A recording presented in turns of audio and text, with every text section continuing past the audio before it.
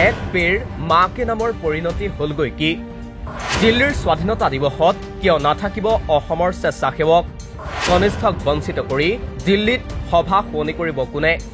বন বিভাগৰ ভিতৰ চৰাত কোনে ৰচিলে চক্ৰান্ত শীৰ্ষ বিষয়াৰ আভ্যন্তৰীণ চক্ৰান্তই এটা বিভাগৰ গৌৰৱ মৰ্যাদাক কেনেকৈ ধূলিসাৎ কৰে তাৰে শেহতীয়া উদাহৰণ হৈ পৰিছে অসমৰ বন বিভাগ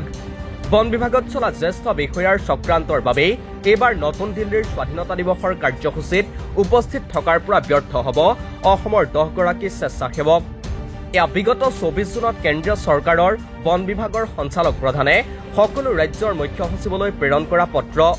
এই পত্ৰত তেওঁ উল্লেখ কৰে যে প্ৰকৃতি সংৰক্ষণত জাগৰণ আনিবলৈ কেন্দ্ৰীয় চৰকাৰে গ্ৰহণ কৰিছিল এক পেৰ মাকে নাম শীৰ্ষক এটা কেম্পেইন এই অভিযান সফল কৰাৰ ক্ষেত্ৰত প্ৰতিখন ৰাজ্যৰ কৰ্মী আৰু স্বেচ্ছাসেৱকসকলে গুৰুত্বপূৰ্ণ ভূমিকা পালন কৰিছে সেয়ে প্ৰতিখন ৰাজ্যৰ 10 গৰাকী শ্ৰেষ্ঠ স্বেচ্ছাসেৱকক এইবেলি নতুন দিল্লীত অনুষ্ঠিত হ'বলগীয়া স্বাধীনতা দিৱসৰ কাৰ্যসূচীত বিশেষ অতিথি হিচাপে নিমন্ত্ৰণ জনোৱা হ'ব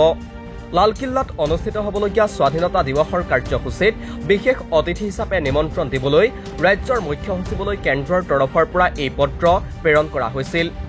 যেহেতু অসমত এক পেৰ মাকে নাম অভিযান কাৰ্যকৰী কৰাৰ দায়িত্বত আছে বন বিভাগ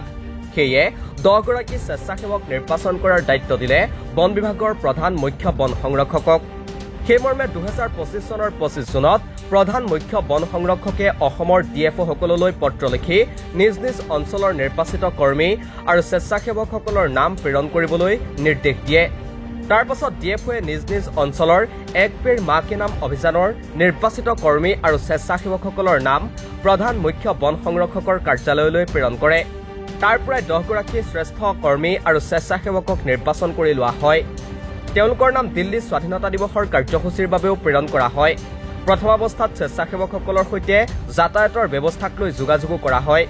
কিন্তু শেহতীয়াকৈ শ্ৰেষ্ঠ 10 গৰাকী স্বেচ্ছাসেৱকক জনোৱা হয় যে বন বিভাগৰ অনুমোদন নোপোৱাৰ বাবে তেওঁলোক দিল্লীৰ স্বাধীনতা দিৱসৰ কাৰ্যসূচীত উপস্থিত থাকিব নোৱাৰিব এয়া মুঠেই এটা সাধাৰণ ঘটনা নহয় নতুন দিল্লীত স্বাধীনতা দিৱসৰ কাৰ্যসূচীত প্ৰতিখন ৰাজ্যৰ শ্ৰেষ্ঠ স্বেচ্ছাসেৱকসকল উপস্থিত থাকিব বঞ্চিত হ'ব কেৱল অসমৰ স্বেচ্ছাসেৱকসকল ইয়াৰ আঁৰত এক গভীৰ ষড়যন্ত্ৰৰ উমান পোৱা যায় বিভাগটোত হোৱা চৰ্চা অনুসৰি একাংশ জ্যেষ্ঠ বিষয়াই নিজে দিল্লীৰ সভা শুৱনি কৰাৰ স্বাৰ্থতেই কনিষ্ঠ কৰ্মচাৰী আৰু স্বেচ্ছাসেৱকসকলক বঞ্চিত কৰিবলৈ ওলাইছে এই ঘটনাই বিভাগটোৰ ভিতৰ চৰাত তীব্ৰ প্ৰতিক্ৰিয়াৰ সৃষ্টি কৰিছে নিউজ ডেস্ক ৰিপোৰ্ট দি ক্ৰছ কাৰেণ্ট